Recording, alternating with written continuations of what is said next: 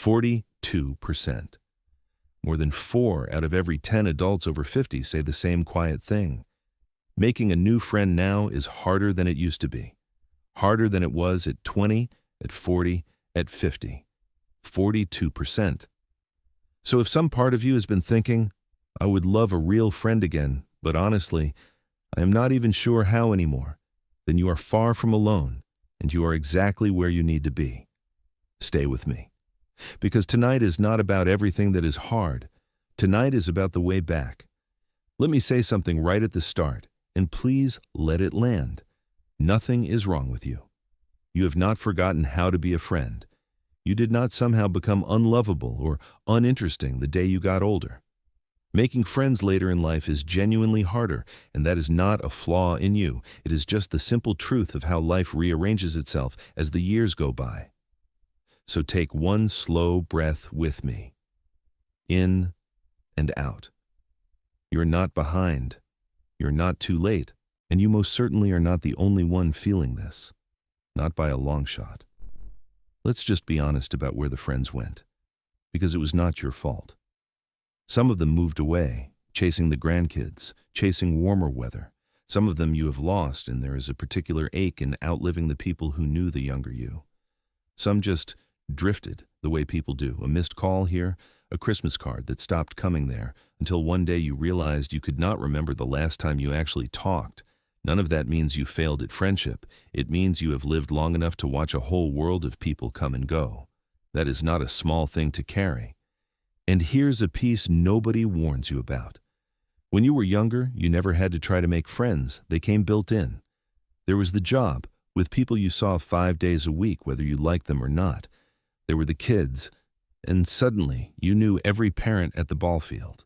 There was the neighborhood, back when everybody's doors were open. Now the job is done. The kids are grown and gone, and half the neighbors you waved to, you could not tell their first name. The truth is, you did not lose the ability to make friends. You lost the factory that used to make them for you. And nobody handed you a new one. That is not on you. So I need you to hear this clearly, because I think you have been quietly blaming yourself. This is normal. It is the circumstances that changed, not you. The warm, funny, loyal person who made friends easily at 30 is still right here. You have not run out of whatever it is that makes someone a good friend. You have just run low on the easy places to use it. And places we can rebuild. That part is fixable. So stay with me, because I am going to show you exactly how. Here is another honest one. Reaching out at our age can feel like standing out on a limb. When you are young, you will text anybody, invite anybody, risk it. But somewhere along the way, it started to feel safer to just not. Because what if they are busy? What if they have already got their people? What if you reach out and they do not reach back? And at this stage of life, that little sting somehow lands harder than it used to. If that is the wall you keep hitting, I understand it completely. It is not silliness. It is just a tender heart trying to protect itself. And we are going to find you a gentler way over that wall. And maybe you look around and it seems like everybody else already has their circle. The ladies who have had coffee every Friday for 30 years, the men who have golfed together since before you moved to town. And you think, there is no room left for a newcomer like me. I want to gently push back on that, because it is not true. And in just a minute, I will show you the proof. Those circles look closed from the outside. From the inside, an awful lot of them are quietly hoping someone new will pull up a chair. Now let me give you that proof, because this is the part that changes everything. The University of Michigan runs a big, respected study called the National Poll on Healthy Aging.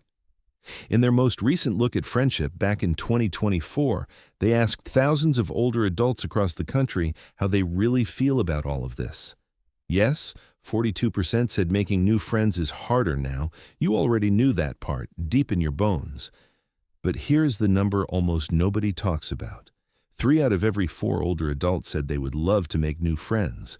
3 out of 4. Sit with that for a second, because it is everything.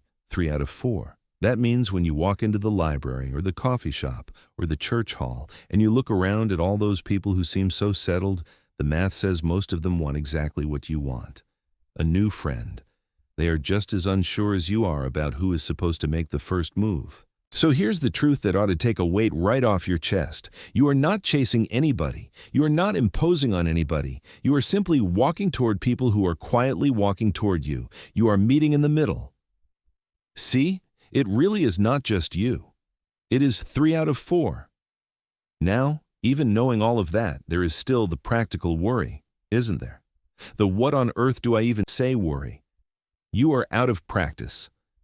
It has been years, maybe decades, since you had to start a friendship from scratch, and it feels about as natural as riding a bike you have not touched since 1970. If that is you, relax. That is not a character flaw either. It is just a rusty skill, and rusty skills come back fast. By the end of this video, you will have a few simple things to say and do, and not one of them takes courage you do not already have. Take another breath with me. I know we have named a lot of tender things, the friends who left, the limb you were scared to climb out on, the circles that look closed. But notice something. Every single one of those feelings is being felt, right this minute, by millions of good people in quiet houses just like yours. You have not fallen behind the world. You have quietly joined the biggest group there is, kind, decent folks with plenty of friendship left in them and nowhere obvious to put it. And the wonderful thing about a group that big is this: your next friend is almost certainly somewhere inside it. Speaking of which, let me ask you something, and I truly want to know.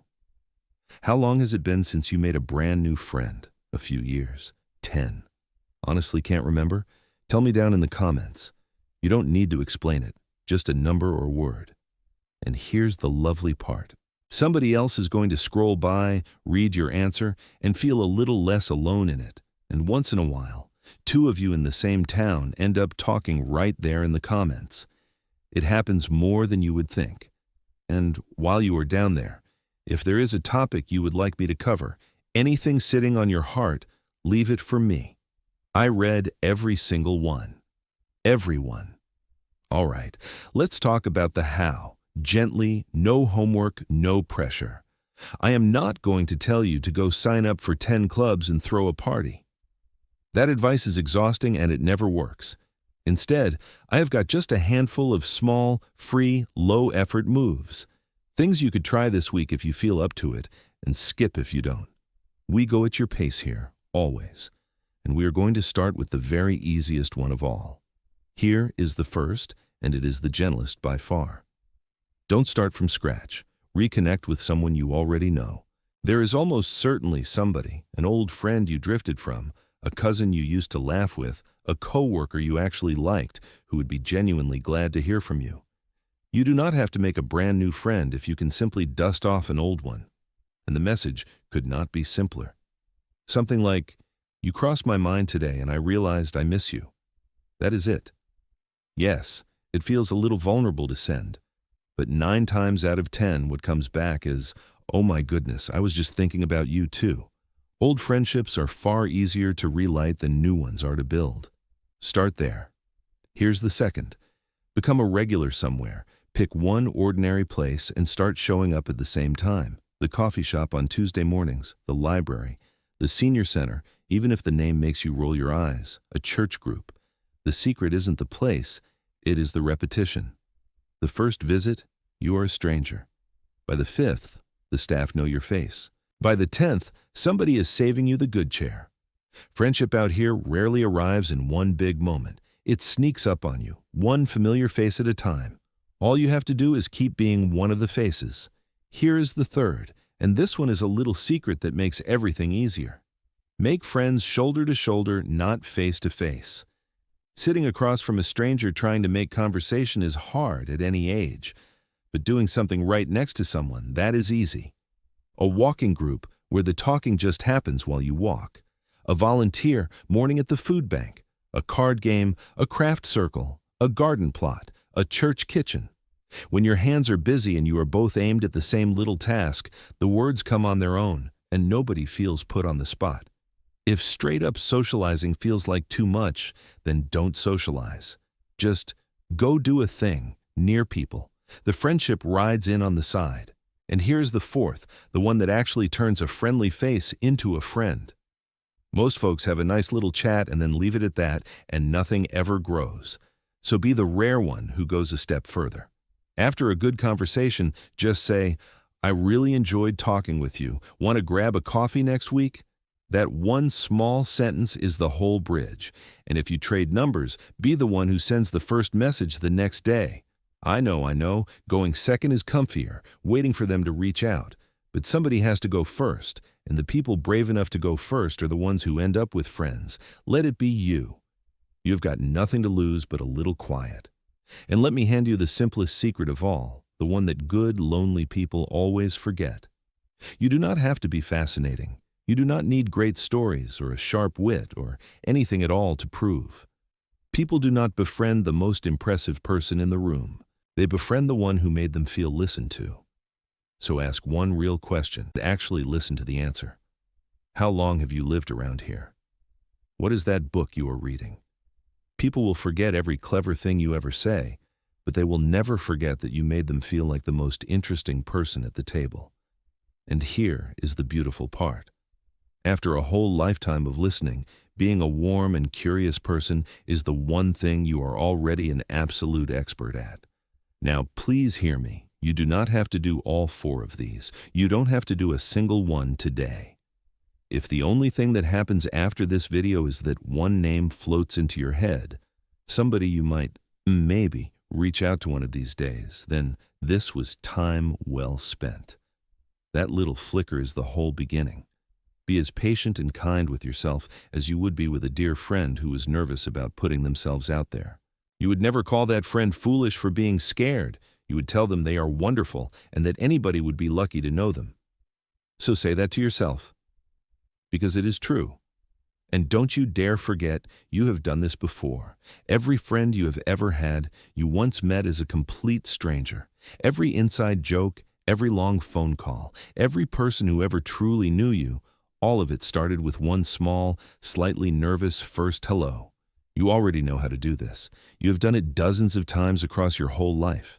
That muscle does not disappear. It just gets quiet for a while.